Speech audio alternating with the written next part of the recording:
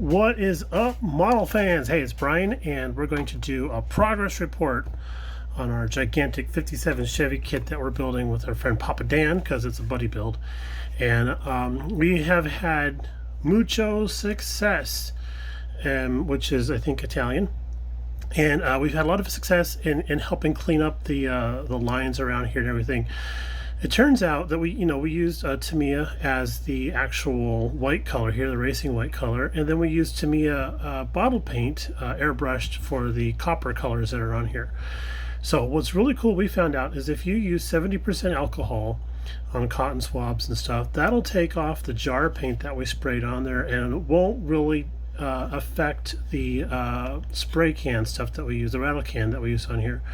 Now, I do want to say that I did rattle can these seats about 3 months ago, so that is nice and cured on there. So the jar paint went on there really nicely, of course, but because of the lack of masking skills that we happen to have at that particular time, gave us a lot of bleed over and all that kind of jazz. So we used some 70% alcohol on some cotton swabs, and we also used some little detail swabs.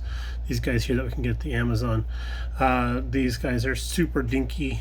That's actually a technical term. There we go. So they're nice and small, and they'll do some nice detail work. So they've been helping us clean up areas here and there, and we're liking how that's turning out. So we got a few more areas to work on the interior. However, we did want to get started on the elephant in the room for the interior, which was the floor. Originally, a thought was to just paint the floor in the copper color and then hit it with a flat coat, and then kind of thought that's not going to look so cool.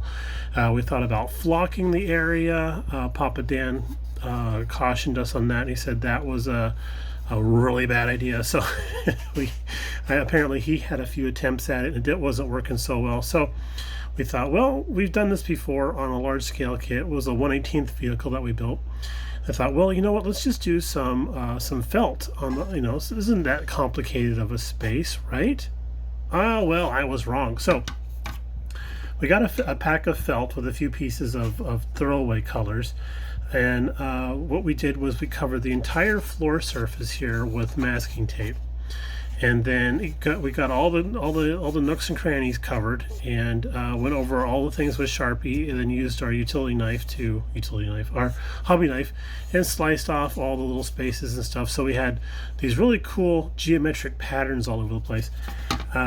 This is a couple of the patterns we have left over, and P stands for passenger side. So the thing that was really killing us was these molded in posts here for either the bench seat or the buckets. Great attachment points for when you actually glue stuff in. An absolute headache for if you want to do a carpet kit. And I say carpet kit, there's no such thing in existence until I made one yesterday. But yeah, so I was laboring over cutting this all out, making sure it was the right size, and then I went to make the other one, and I thought, you know what, why don't I just turn this one over? So that actually fits pretty good in there. So this is what we kind of came up with, and we're using yellow because, well, I wasn't going to use the yellow for anything. So here is the passenger side floor piece with the cutout for the pedestal, of course, and then this is the center. This is the transmission tunnel, and yeah, it looks like a giant glass of beer, but this is going to actually fit on there, and we'll rotate it around. We got to actually form this a little bit and put this over a cylinder, rubber band it down, and then get it wet, and then let it dry out and see if it holds that shape better than it is right now. So we're using all this color here for the experimenting, and we're going to use this color as the actual floor pieces. So yeah, it does look like we cut up somebody's little teddy bear, but he gave his life willingly. So we're going to form that in there, and we have a little slit cut at the top here where you see the V, so that it'll conform better. It was a little bit tricky having the gas pedal actually molded into the chassis into the interior bottom.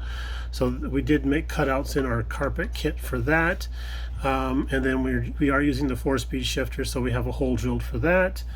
Let's see here. So what we did was we pulled up that masking tape that we covered the entire surface with, and this is what we see here. Okay, so we laid it on some thick paper, like some nice art paper. It's not really cardstock because I needed flexibility.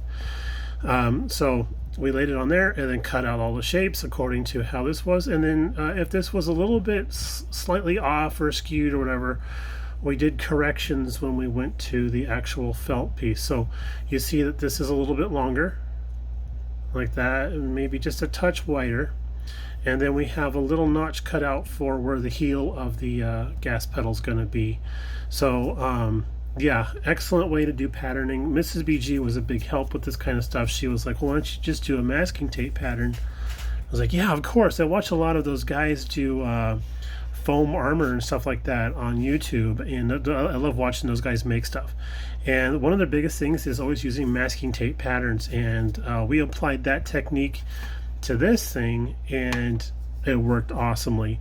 Now, if I was going to try this again in the future, I would do something that would be very, very radical, but it would help out in the utmost.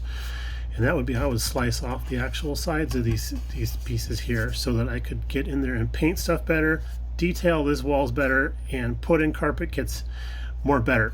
So that would be a really cool thing. If it wasn't for the fact of this kit being hard to find in good shape, then I would have done that right off the bat. But nowadays I'm like, you know what? I could have just sawn that off there and been happy with the outcome. If you wanted to open the doors on the car kit, that would be what you need to do in the first place. So on to the body. Let's tip up there a little bit. There we go.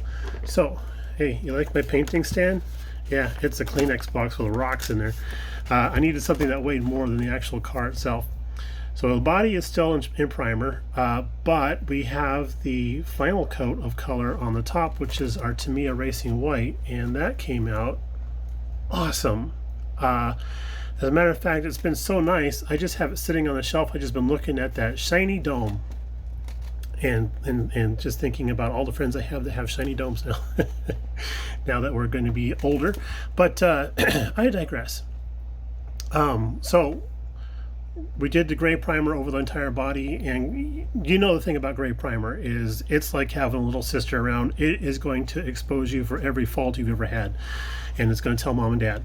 So we did gray primer over the whole thing. We did 2 coats of gray primer on the entire body, and then we did 3 coats of Tamiya white primer so that we could get a nice even coloration over the entire surface, so we weren't going to have any dark spots or light spots or something like that, because you know, white spray paint, it does come out to be a little on the thin side.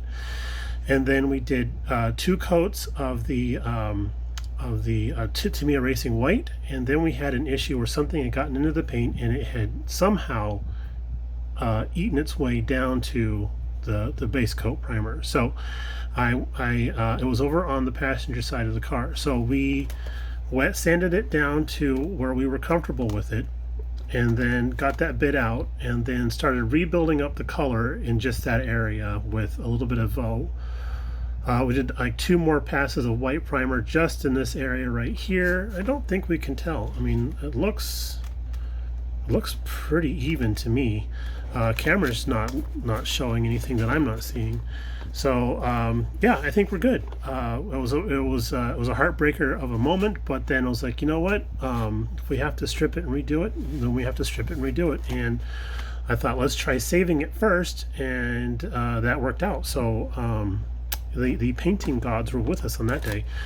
So the next thing is to reverse the masking on this, seal all this off, and then go about doing the body, which is going to be awesome because we have to airbrush it because of the color that we want.